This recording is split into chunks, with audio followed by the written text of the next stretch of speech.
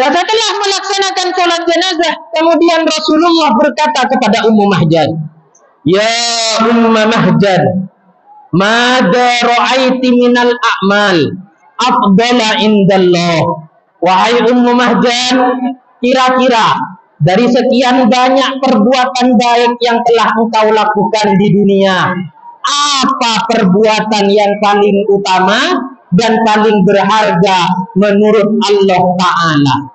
Kemudian Rasulullah berdiam, menganggukkan kepala seakan-akan mengiyakan dan mendengarkan apa yang diucapkan Ummu Mahjan. Karena maaf Pak, orang yang meninggal dunia itu sebenarnya bisa mendengar apa yang kita katakan oleh orang yang hidup, bisa mendengar dan bisa menjawab. Hanya kebetulan oleh Allah Ta'ala kita tidak diperdengarkan saja. Andaikan kita diperdengarkan, kabur semua kuntilanak ini yang bicara. Alhamdulillah kita tidak diperdengarkan. Lau sami'an nas la sa'iku, kata Nabi. Andaikan manusia mendengar apa yang terjadi dengan orang di kuburan sana, pasti mereka pingsan semuanya, tidak sadarkan diri semuanya. Setelah itu kemudian Rasulullah menghadap kepada para sahabat, "Ya ashabi," qalat Ummu Mahjan, wahai para sahabat, Ummu Mahjan barusan berkata, "Ma ra'aitu minal a'mal afdala indallah min taqndifil masjid." Aku tidak melihat perbuatanku yang paling berharga dan paling Allah hargai dari perbuatan-perbuatan baik yang telah aku lakukan melebihi bersih-bersih masjid.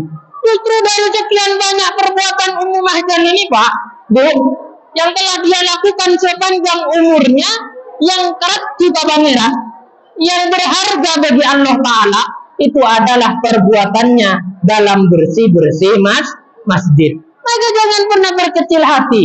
Sampean-sampean yang kebetulan disuruh jadi imam nggak bisa, disuruh jadi khotib rebutan tongkat, disuruh azan suaranya serak-serak banjir, membuat telinga orang-orang peka, maka silahkan ambil sapu, bersihkan saja masjid, ambil peran yang memang bisa kita lakukan. Dan jangan pernah berkecil hati. Ini semua perbuatan yang sangat mulia, yang sangat besar pahalanya kelak di akhirat. Amin Allahumma amin.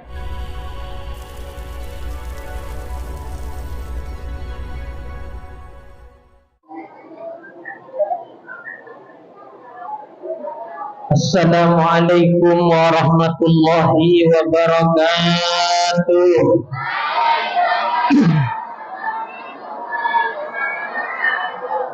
Bismillahirrahmanirrahim. Alhamdulillahil wahidil qahhar, al-azizil ghaffar, mukawwiril laili 'alan nahar, tadhkiratan lidawil uquli wal afkar, wa tabsiratan lidawil qulubi wal absar. Allahumma salli wa sallim 'ala nabiyil mukhtar wa 'ala alihi al-athhar wa ashabihi al-akhyar wa man tabi'ahum bi ihsan ila yaumin laisa lahu min mafar.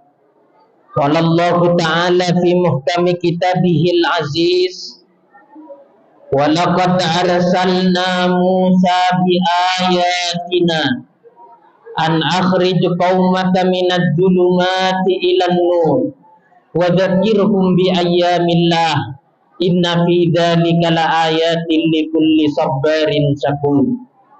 Wa qala Rasulullah sallallahu alaihi wasallam, marartu lailata usriya bi rajulin mughayyabin bi nuril ars, qultu man hadha ya Jibril, qala rajulun min ummatika lisanuhu rabbun min dzikrillah wa qalbuhu mu'allaqun bil masajid wa lam yatasabbab liwalidayhi qattu. Al hadis au kama qala, amma ba'da. Yang terhormat dan kami hormati segenap para habaib, segenap para kiai, segenap para ustadz, segenap para tokoh agama, segenap para tokoh masyarakat, khususnya Fadilatul Habib Harun Al-Mutahhar, Fadilatul Habib Faisal Al-Mutahhar, Fadilatul Habib Mi'raj Al-Badri, yang semoga berkat dari beliau-beliau semuanya kita semua mendapatkan syafaat dari Rasulullah Sallallahu Alaihi Wasallam, kelak di hari kiamat dikumpulkan bersama beliau di surganya Allah. Amin Allahumma amin. Yang terhormat Fadilatul Ustadz Haji Yahya, Fadilatul Ustadz Haji Sumardi, Fadilatul Ustadz Haji Juhairi, Fadilatul Ustadz Nayuli, Fadilatul Ustadz Bukhari, Ketua Tampidiyah MWCNU dan seluruh Ketua Banom NU sekecamatan Pontianak Utara, serta para kiai-kiai yang lain, para ustadz yang lain yang hadir dalam kesempatan kali ini, yang mohon maaf keterbatasan pengetahuan kami tidak bisa menyebutkan nama antum semuanya satu persatu, namun tetap tidak mengurangi rasa takdim kami dan cinta kami kepada antum semuanya. Yang terhormat Ketua Dewan Masjid Pontianak Utara, Ketua Masjid Jami At-Taqwa, yaitu Bapak Haji Muhammad, tak lupa pula seluruh panitia pelaksana peringatan Hari Besar Islam Isra Mi'raj Nabi Muhammad Sallallahu Alaihi Wasallam, dan orang-orang yang terlibat dalam mensukseskan acara ini, bapak-bapak, ibu-ibu, abang-abang semuanya yang mempersiapkan suksesnya acara ini, mulai dari mempersiapkan tempat, mengatur lancarnya lalu lintas, parkir dan lain sebagainya. Semoga antum semua masuk dalam sabda Nabi, man jahhaza ghaziyan faqad ghaza wa man akhlafa ghaziyan faqad ghaza. Orang-orang yang mempersiapkan bekal bagi orang yang berangkat berperang di jalan Allah, meski dirinya tidak ikut berperang, dicatat oleh Allah sebagai orang yang ikut berperang.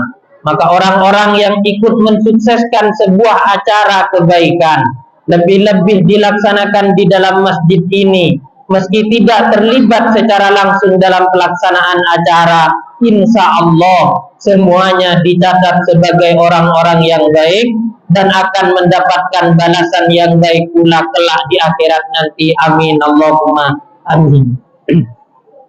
Aparatur pemerintah, khususnya Bapak Camat Pontianak Utara, Bapak Kapolres Pontianak Utara, Bapak Danramil Pontianak Utara, serta seluruh anggota Dewan Perwakilan Rakyat, mulai dari tingkat 1 Provinsi Kalimantan Barat, tingkat 2 Kota Pontianak, yang semuanya semoga oleh Allah dijadikan orang-orang yang amanah, orang-orang yang bisa membawa kebaikan bagi masyarakatnya, sehingga seluruh masyarakat di Pontianak Utara ini dapat merasakan kawasan yang baldatun thayyibatun wa rabbun ghafur. Amin Allahumma. Bapak Ibu yang dimuliakan Allah, peristiwa Isra Mi'raj Nabi ini merupakan sebuah peristiwa yang sangat agung, peristiwa yang tidak masuk di dalam nalar akal manusia, peristiwa yang hanya terjadi satu kali dan takkan pernah terulang kembali, peristiwa yang dengan waktu sangat singkat namun berisi kejadian-kejadian yang sangat padat. Kejadian yang bukan hanya menceritakan tentang tradisi kejadian-kejadian di masa lalu, tapi juga menjelaskan tentang kejadian-kejadian di masa depan, bahkan kejadian-kejadian yang kelak akan kita alami di alam akhirat sana. Peristiwa yang hanya diberikan oleh Allah Subhanahu wa ta'ala kepada Nabi Muhammad Sallallahu Alaihi Wasallam. Berbicara tentang Isra Mi'raj ini, Bapak Ibu yang dimuliakan Allah, kita berbicara tentang sebuah cerita, kita berbicara tentang sebuah sejarah, kita berbicara tentang sebuah kisah-kisah. Berbicara tentang sebuah kisah-kisah, kita akan diingatkan kepada isi kandungan Al-Quran.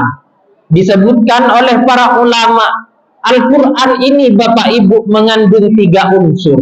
Yang pertama, ajaran terkait keimanan akan Tuhan Allah Subhanahu wa Ta'ala. Yang kedua, tentang hukum-hukum syariat, panduan kehidupan umat manusia. Dan yang ketiga adalah kisah-kisah umat terdahulu yang bisa kita jadikan sebagai sebuah pelajaran, yang bisa kita jadikan sebagai sebuah ibrah untuk melalui ujian-ujian, cobaan-cobaan kehidupan yang Allah cobakan kepada kita semuanya, agar kita menjadi orang-orang yang bersyukur dan orang-orang yang bersabar. Difirmankan oleh Allah Bapak Ibu dalam ayat yang saya baca tadi. Walaqad arsalna Musa biayatina. Aku telah mengutus Nabi Musa alaihi salam dengan membawa tanda-tanda kuasaku, kata Allah, untuk menyampaikan 2 misi penting kepada umatnya, kepada kaumnya, kepada masyarakatnya. Pertama, akhrij qaumaka minad dhulumati ilan nur. Musa, keluarkan masyarakatmu, keluarkan umatmu dari alam yang gelap gulita menuju alam yang terang benderang, dari alam yang tidak mengenal Tuhan ke alam yang penuh dengan keilmuan. Ini tugas pertama yang diamanahkan oleh Allah kepada Nabiullah Musa. Yang kedua, wadzakirhum bi ayyamillah. Ingatkan Musa kepada masyarakatmu, ingatkan Musa kepada umatmu, hari-hari di mana Allah memberikan karunia nikmat kepada umat manusia. Ingatkan kepada mereka peringatan 1 Muharram. Ingatkan kepada mereka tentang 10 Muharram. Ingatkan kepada mereka tentang kelahiran Nabi Muhammad. Ingatkan kepada mereka tentang nuzulul Quran. Ingatkan kepada mereka tentang peristiwa Isra Mi'raj Nabi Muhammad sallallahu alaihi wasallam. Ini Bapak Ibu yang diamanahkan oleh Allah Ta'ala kepada Nabiullah Musa alaihi salam. Makanya kemudian kita sejak zaman dahulu telah membudayakan peringatan-peringatan hari besar Islam. Tidak lain dan tidak bukan sebagai bentuk pelaksanaan atas perintah Allah kepada Nabiullah Musa alaihi salam, wa dzakirhum bi ayyamillah.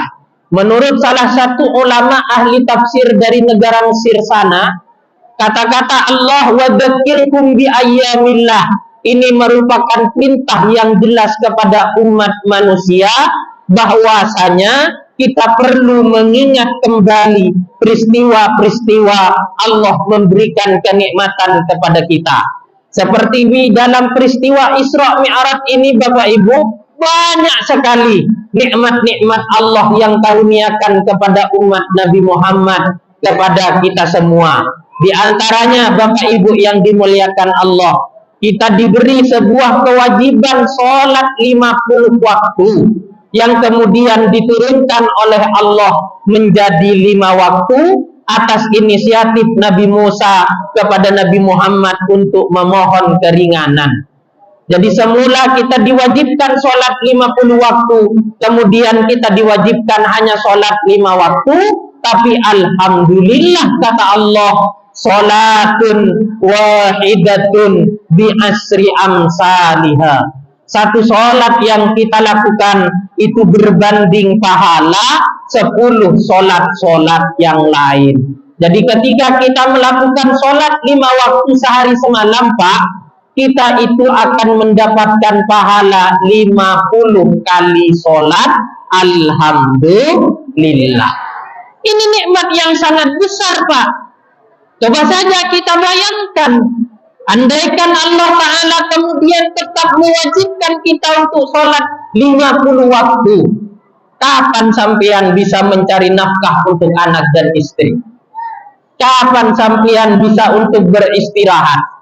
Sedangkan sehari semalam hanya 24 jam, maka tidak sampai setengah jam kita sudah diwajibkan untuk sholat kembali. Tapi alhamdulillah Allah turunkan kewajiban tersebut dari 50 menjadi 5 waktu saja. Tentu ini merupakan nikmat yang sangat besar. Alhamdulillah.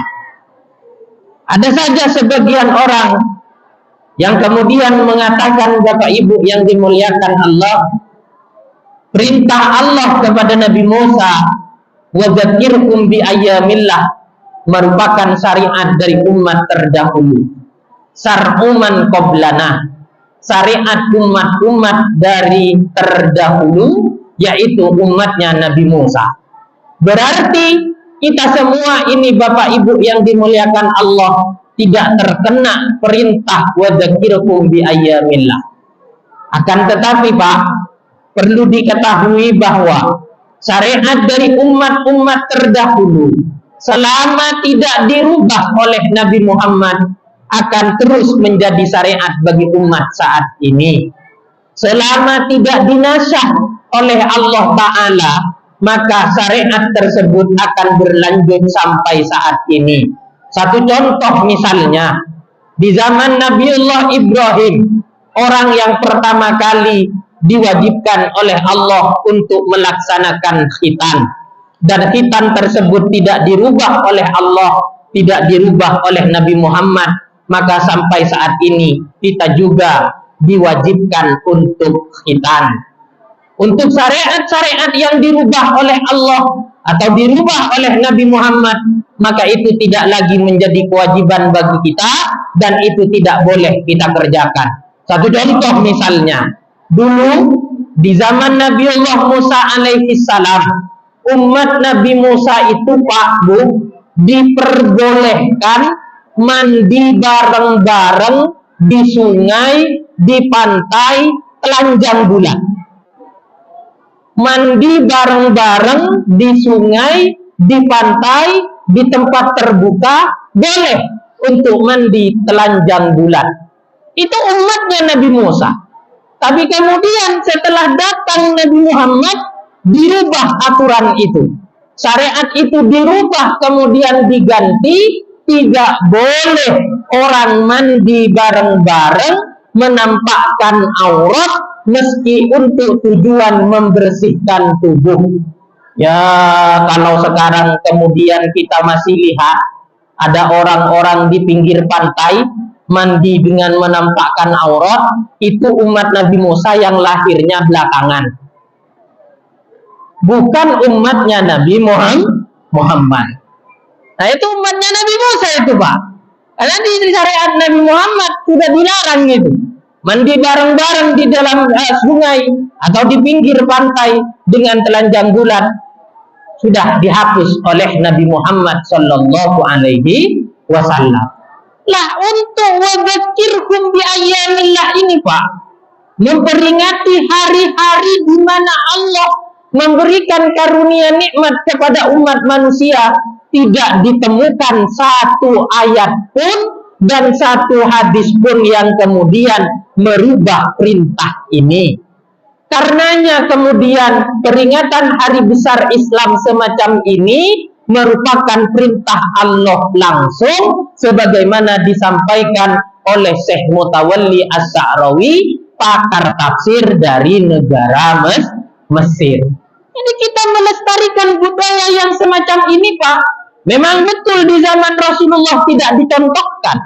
Memang betul di zaman sahabat tidak pernah dilakukan.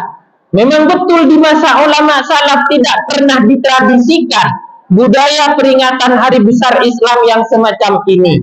Tapi beliau-beliau semuanya tidak melakukan karena sebuah alasan. Pertama, beliau-beliau tidak melaksanakannya karena sibuk dengan perbuatan yang jauh lebih penting, yaitu menyebarkan agama Islam, berperang dengan musuh-musuh Islam. Ada tidak sempat bagaimana mau mengadakan peringatan hari besar Islam? Dari mana musuh-musuh mengepung dari segala penjuru? Bisa hidup dengan tenang saja sudah merupakan karunia yang sangat besar saat itu. Jangankan kemudian duduk santai di dalam masjid seperti yang kita lakukan saat ini, mendengarkan ceramah, masih sempat minum air. Ya tidak bisa, Pak. Sama dengan perbuatan-perbuatan yang lain. Perbuatan-perbuatan semacam tahlilan, peringatan maulid Nabi, peringatan malam nuzulul Quran, peringatan 1 Muharram dan 10 Muharram. Ini semuanya memang tidak dicontohkan oleh ulama-ulama salaf. Kata Imam Syafi'i tidak lain dan tidak bukan karena ulama salaf pada saat itu tidak punya waktu untuk melakukannya karena ada misi-misi yang jauh lebih penting dari sekedar tahlilan. Satu contoh misalnya, Rasulullah ini pernah Pak melaksanakan haul. Bahkan haul dilakukan setiap tahun oleh Rasulullah. Dilanjutkan oleh Sayyidina Abu Bakar, Sayyidina Umar, Sayyidina Utsman dan Sayyidina Ali. Diceritakan oleh Al-Imam Al-Baihaqi, Anil Waqidi, kana Rasulullah yazuru syuhada'a Uhud ra'saful lisanah. Rasulullah setiap awal tahun Hijriyah senantiasa berkunjung ke syuhada Uhud, orang-orang para sahabat yang wafat dalam perang Uhud di Gunung Uhud sana. Apa yang dilakukan Rasulullah setelah sampai di pemakaman para syuhada Uhud? Rasulullah hanya membaca Assalamualaikum ya ahlad diyar fa ni'ma uqdad. Setelah itu Rasulullah pulang, tidak melakukan acara tahlil banyak-banyak. Kenapa? Tidak ada waktu, Pak. Ada perbuatan-perbuatan yang jauh lebih penting.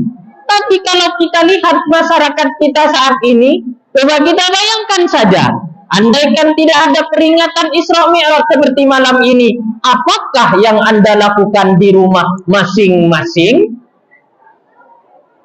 Apa kira-kira, Pak? Paling tidur,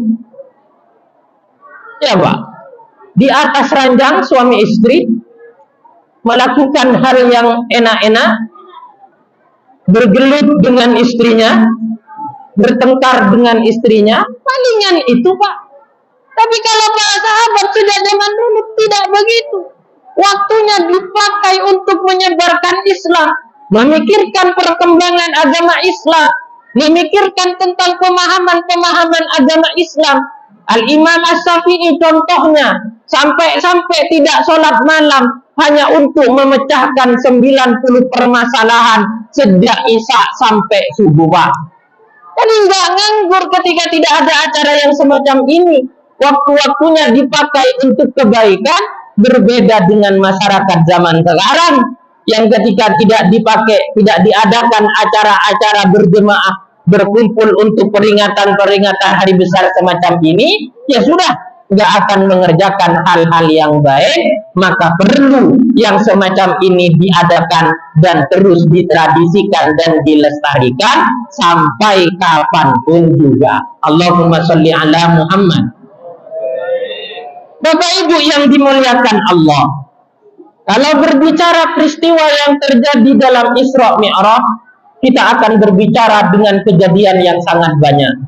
Kalau diceritakan semuanya, jangankan hanya 1 malam, 2 tahun pun tidak akan pernah selesai.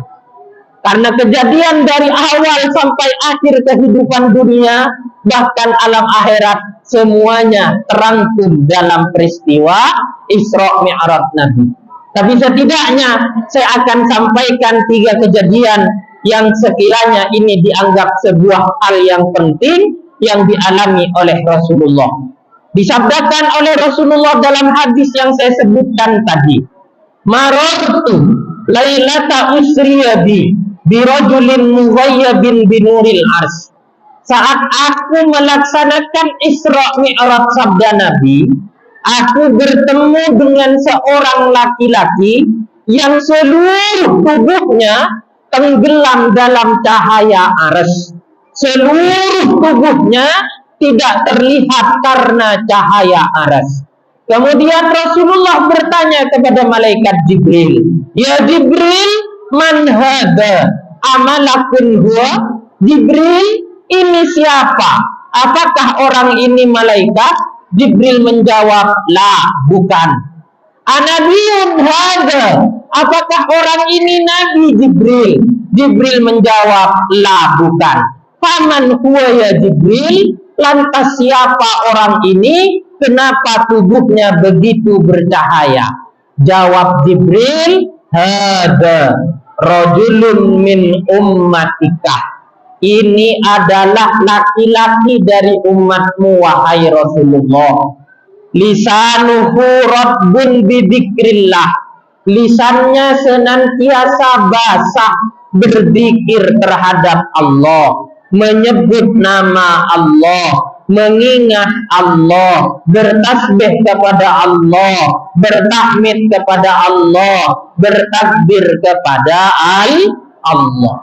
Jadi setiap waktu laki-laki ini Rasulullah senantiasa berzikir mengingat kepada Allah.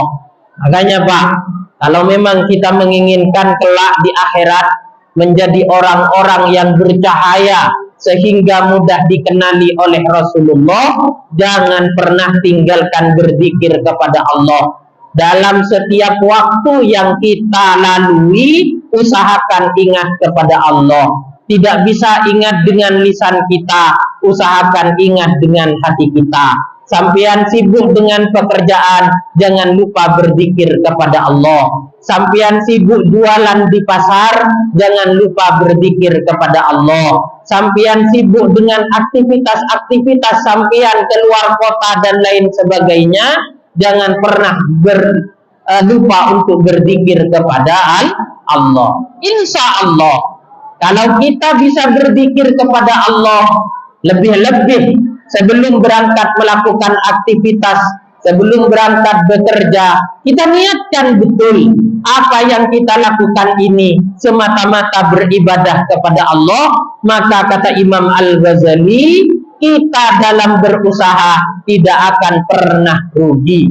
Mungkin iya kita rugi di dunia, tapi di akhirat kelak kita akan mendapatkan banyak pahala. Makanya Pak, ibu-ibu sekalian, kalau berangkat kerja, kata Imam Ghazali, di pagi hari keluar dari rumah, baca bismillah, kemudian niatkan dalam hati berangkat bekerja untuk menjalankan perintah Allah. Karena mencari rezeki itu diperintah oleh Allah, diperintah oleh Rasulullah. Yang kedua, niatkan di dalam hati ketika mau berangkat kerja untuk memberi nafkah anak dan istri.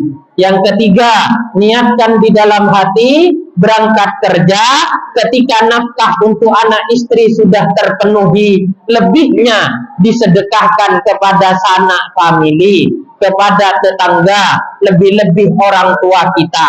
Dan yang keempat, niatkan di dalam hati berangkat bekerja, andaikan diberi rezeki oleh Allah lebih dari yang sebelumnya, sudah terpenuhi semua, masih ada sisa, gunakan untuk perjuangan agama, untuk pendidikan, untuk masjid, untuk fakir miskin, untuk anak-anak yatim dan janda-janda tua. Jangan yang janda-janda kembang saja Pak, gunakan untuk janda-janda tua. Kalau yang janda-janda kembang nanti sampean dimarahi sama ibu-ibunya ini. Jadi yang janda-janda tua Pak, yang diberi sedekah dari apa yang kita dapatkan. Berapa Pak Kiai yang kita sedekahkan? Jangan banyak-banyak Pak. Saya tahu sampean semua ini tidak akan bisa seperti Sayyidina Abu Bakar yang ketika diminta sumbangan semua hartanya diberikan. Saya tahu sampean semua tidak akan seperti Sayyidina Umar yang ketika diminta sumbangan separuh dari hartanya disumbangkan semua.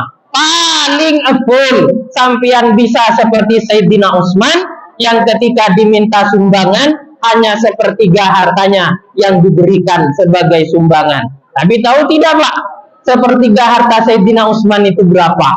Disebutkan oleh para ulama, harta Sayyidina Utsman itu diletakkan dalam gudang-gudang yang banyak. Kunci dari gudang-gudang itu andaikan disatukan dalam satu ikatan, kemudian diletakkan di punggung onta atau punggung kuda, ontanya langsung jatuh dan kudanya nggak kuat membawa kuncinya. Ini bukan hartanya Pak, kunci dari gudang harta Sayyidina Utsman. Dalam perang Tabuk itu Pak, Sayyidina Utsman nyumbang 3.000 kuda, nyumbang 3.000 karung beras, nyumbang 30.000 uang emas.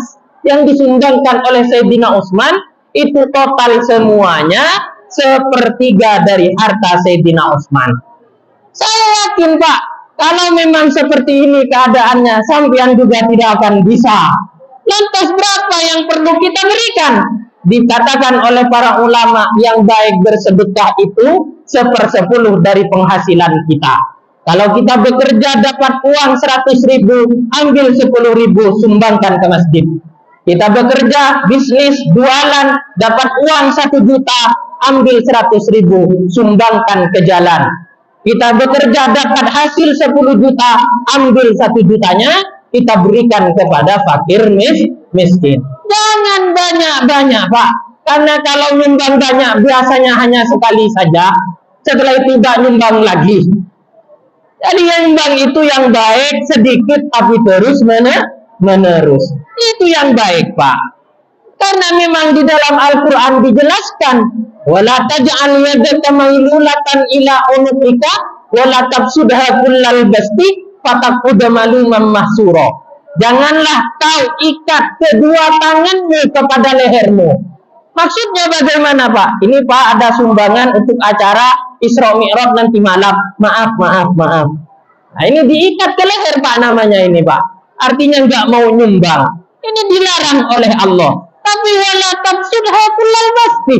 Tapi jangan kemudian semua harta kau sumbangkan. Jangan pula kau hambur-hamburkan untuk menyumbang. Ingat, kau masih punya anak dan istri.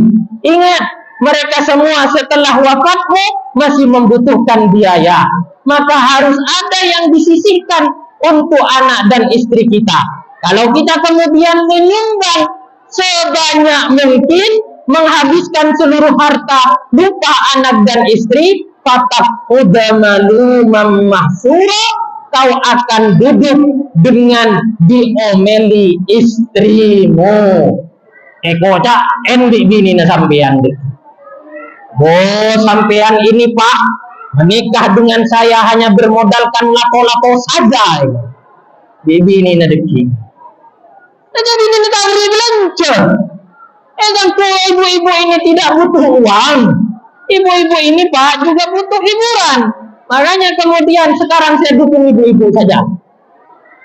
Dianjurkan bagi orang-orang suami itu dalam 1 minggu sekali memberikan nafkah melebihi nafkah biasanya Pak. Dalam seminggu sekali itu sunnah untuk memberi nafkah lebih. Kalau biasanya sehari kasih uang 50.000, maka pada hari Jumat, hari Rabu, atau hari-hari yang lain selama seminggu sekali kasih ibunya 100.000. Itu dianjurkan Pak. Bahkan Sayyidina Ali mengatakan dianjurkan bagi seorang suami dalam 40 hari sekali membelikan daging untuk istri-istrinya. Melewati topping, belikan bakso Pak istri-istrinya. Ajak makan di luar, beli sate istri-istrinya. Kenapa kata Sayyidina Ali? Karena wanita kalau tidak makan daging 40 hari berturut-turut, otaknya stres. Jadi kalau ibu-ibunya marah-marah terus Pak, sampean perlu koreksi diri. Jangan-jangan sudah lama tidak diajak makan bakso itu. Ini kata Sayyidina Ali. Makanya ya perlulah untuk memberikan hiburan kepada ibu-ibunya. Bu, ini diingat-ingat ya Bu ya.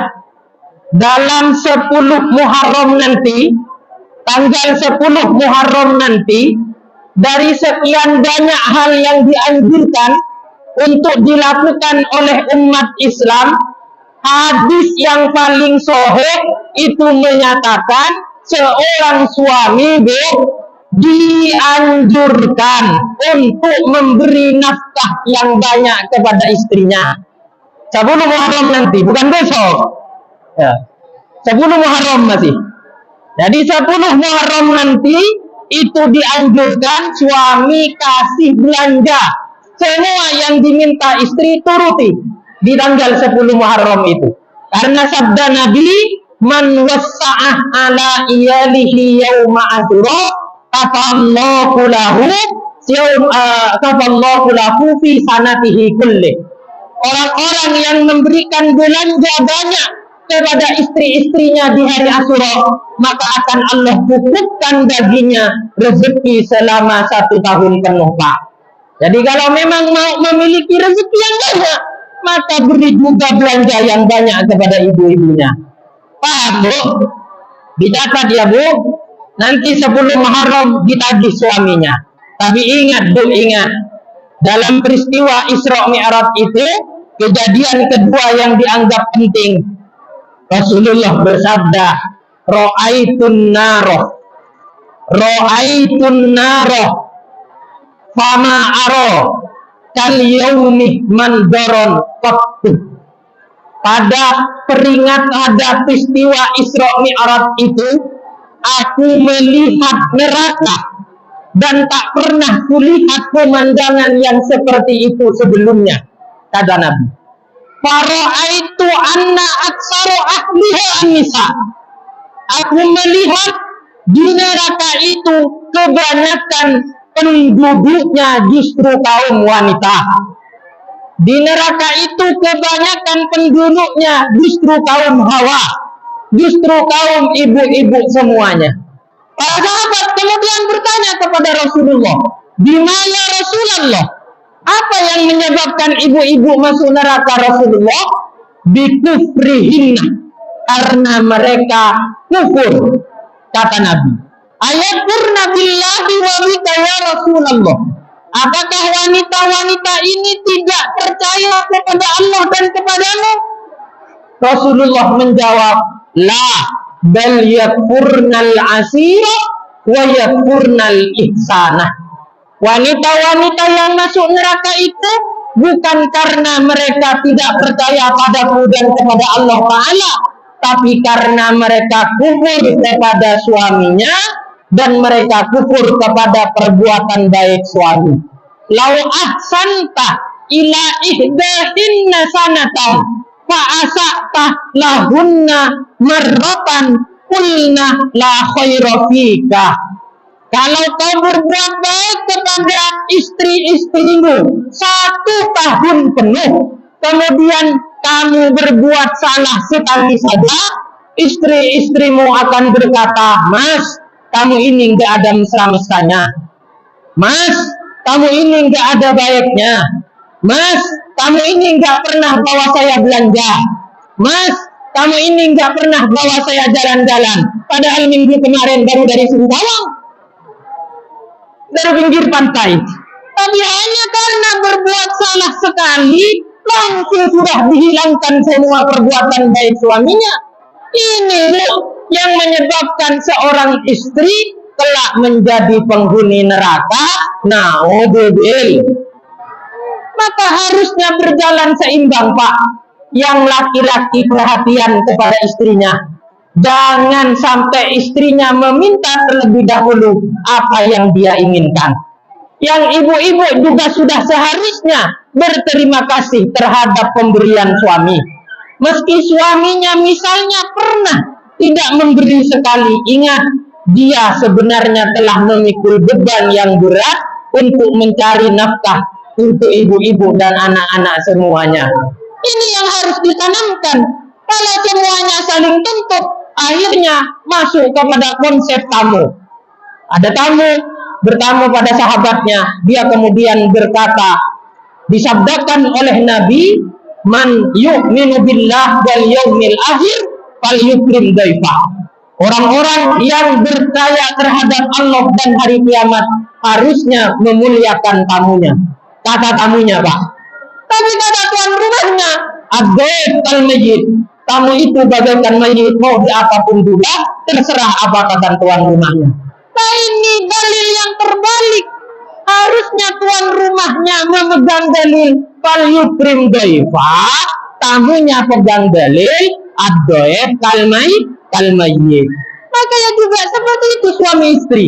Suaminya harus pegang dalil bagaimana membahagiakan istri, istri harus pegang dalil bagaimana berterima kasih kepada suami.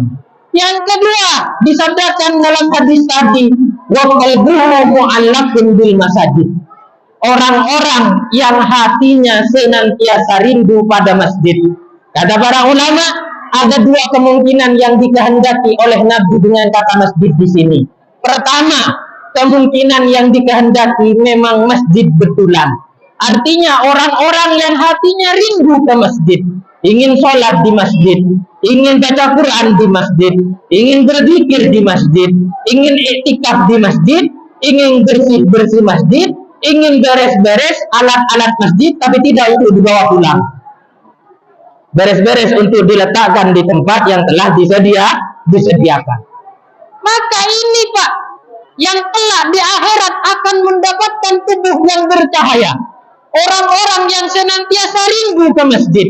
Maka saya selalu berpesan kepada orang-orang yang kebetulan diberi amanah menjadi marbot masjid, kepada orang-orang saudara-saudara yang kebetulan diberi amanah tugas untuk bersih-bersih masjid, untuk sapu-sapu masjid, jangan pernah kecil hati.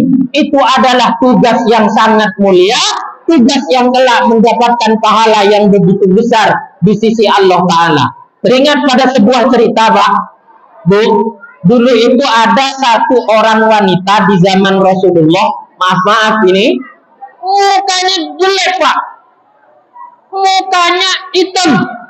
Tadi sudah jelek, kulitnya hitam.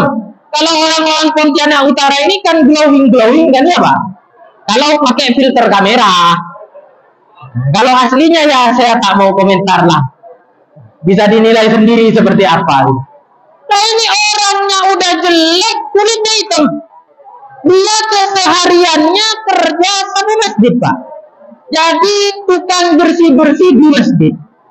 Lambat laun orang ini ternyata meninggal dunia dan dikuburkan di depan Masjid Nabawi.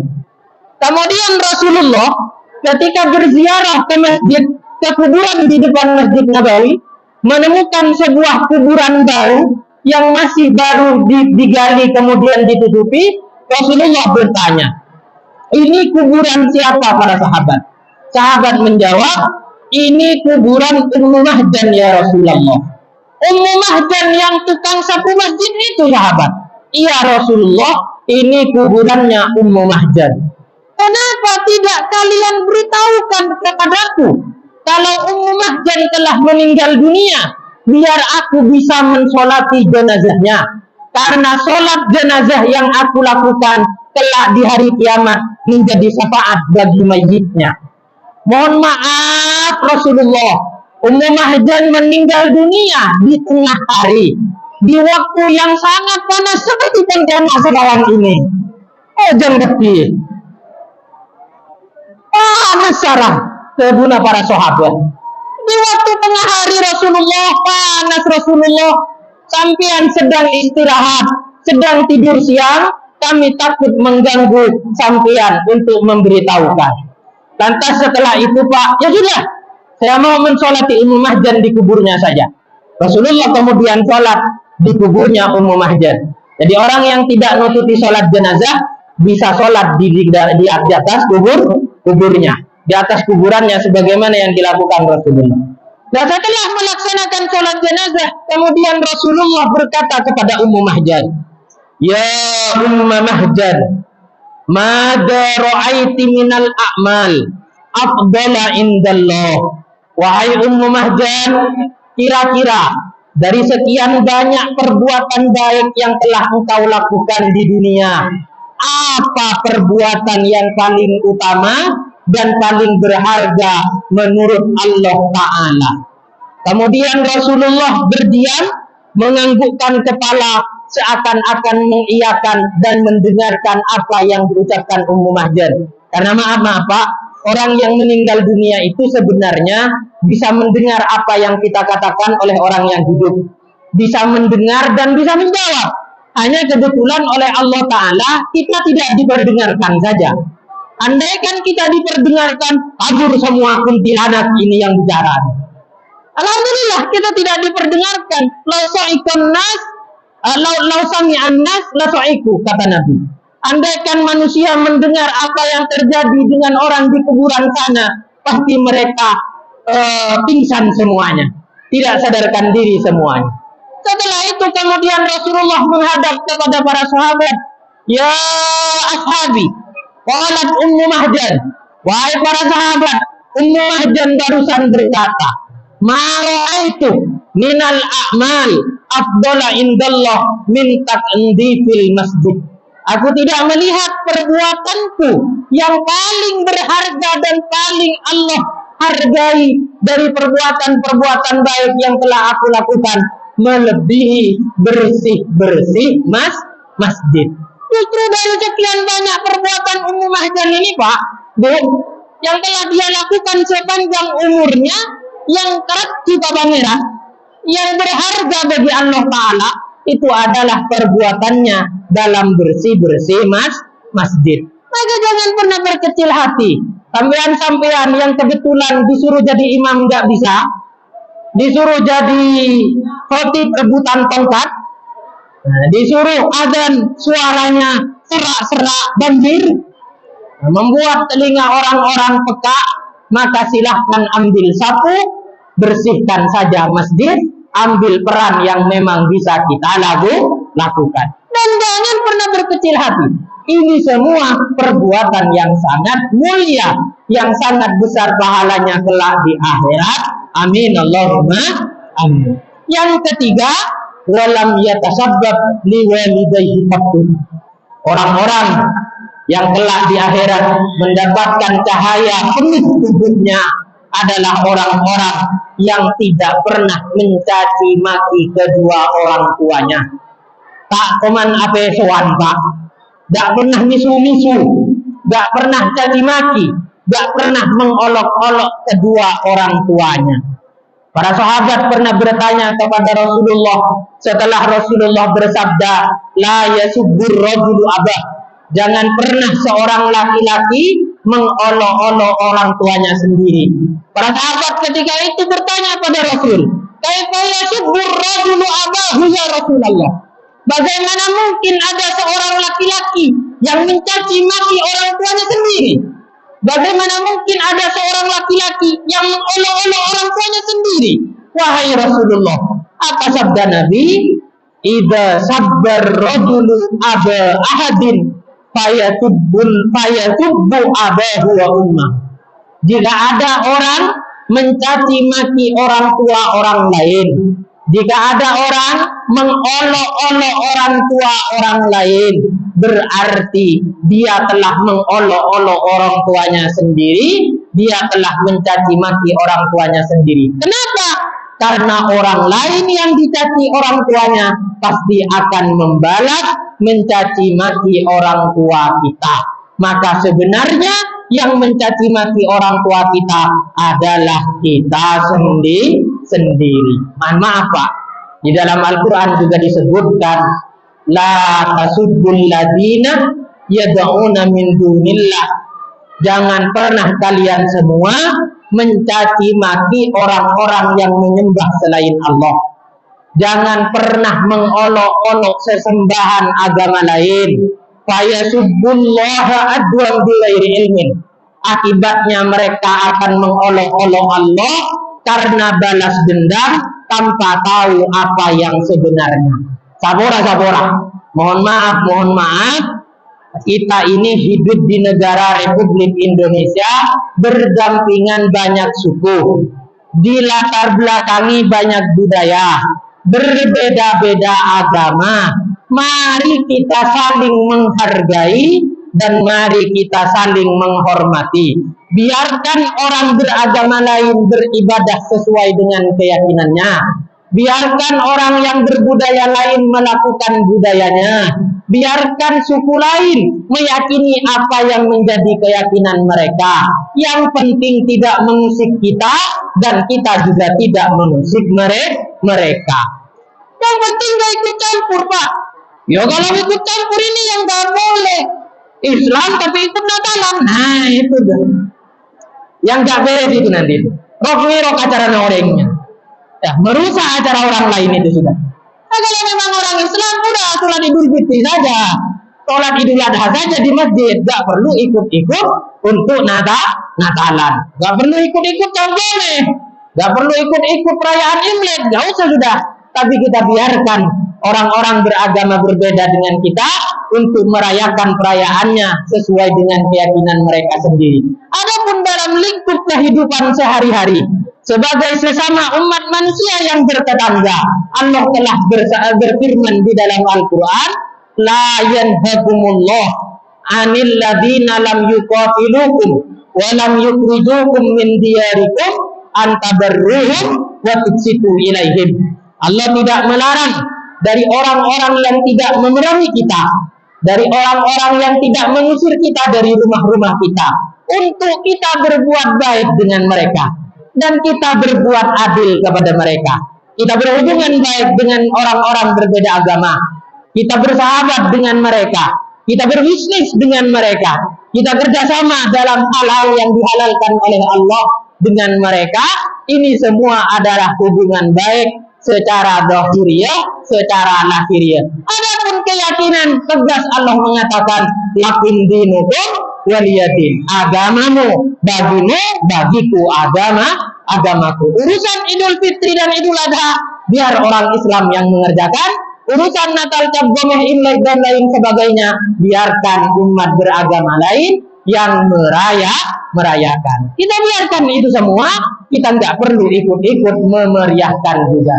Insya Allah, kalau sudah ada garis-garis yang jelas semacam ini, kehidupan rukun antar bangsa, antar umat beragama dimanapun itu juga akan bisa terjamin menjadi sebuah simpul yang kita yakini sejak dulu, Bhinneka Tunggal Ika. Cangren mature tipe beneka tengkong keleneka. Jadi berbeda dengan yang ini, tapi tetap sama dengan yang ini. Mungkin beda agama, tapi sama-sama umat manusia. Mungkin beda suku dan budaya, tapi sama-sama warga Indonesia. Dan itu yang diajarkan oleh Rasulullah. Rasulullah bahkan sampai memperingatkan, man ada dimian takut adani. Orang-orang yang mengganggu, orang-orang non-muslim yang tidak mengganggu umat Islam berarti telah menyakitiku, kata Nabi. Maka kita hubungan baik dengan mereka tetap kita jalin, tapi garis-garis agama, garis-garis akidah dan keyakinan harus ditegakkan dengan jelas. Jangan sampai dikaburkan, ikut-ikut perayaan mereka atau mereka ikut-ikut perayaan kita. Semoga semua ini menjadi jalan kebaikan di sisi Allah. Amin Allahumma amin. Bapak Ibu yang dimuliakan Allah, saya berbicara sudah 45 menit. Lakuringking taot bisa cuma mancing, maka saya cukupkan sampai di sini saja. Mohon maaf atas kata-kata yang kasar atau ada kata-kata yang menyakiti hati, sama sekali tidak ada niatan. Dan semoga ini menjadi salah satu apa yang disabdakan oleh Rasul, balighu anni walau ayat, sampaikan dariku meski hanya sedikit, meski hanya satu ayat. Mudah-mudahan bermanfaat. Kiranya sedemikian yang bisa kami sampaikan. Akhirul kalam, wallahul muwaffiq ila aqwamit thoriq. Assalamualaikum